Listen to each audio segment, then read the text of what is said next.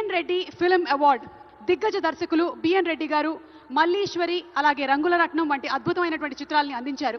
ఆయన దర్శకత్వం వహించినటువంటి రంగుల రత్నం ఉత్తమ తెలుగు చిత్రంగా జాతీయ పురస్కారాన్ని కూడా గెలుచుకుంది. అంతేకాకుండా ఆయన దాదాసాహెబ్ ఫాల్కే అవార్డుని అందుకున్న తొలి దక్షిణాది సినీ ప్రముఖుడు.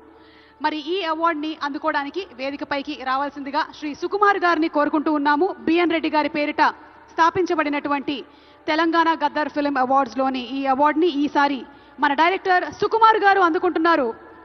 మనకి ఆర్య, జగడం 1, నేనొక్కడే, అలాగే పుష్ప 1, పుష్ప 2 సినిమాల్ని అందించినటువంటి డైరెక్టర్ సుకుమార్ గారికి హార్డీ కంగ్రాచులేషన్స్ తెలియజెప్తున్నాము. సుకుమార్ గారు, కంగ్రాచులేషన్స్. అద్భుతమైనటువంటి సినీ యూనివర్సిటీ ఆయన. అసలు తెలుగు బాక్స్ ఆఫీస్ లెక్కల్ని మార్చినటువంటి లెక్కల మాస్టారు సుకుమార్ గారు.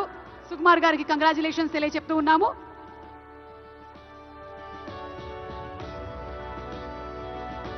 ₹10,00,000 క్యాష్ ప్రైజ్, అలాగే ప్రశంసా పత్రము అండ్ మొమెంటోని అందుకుంటున్నారు.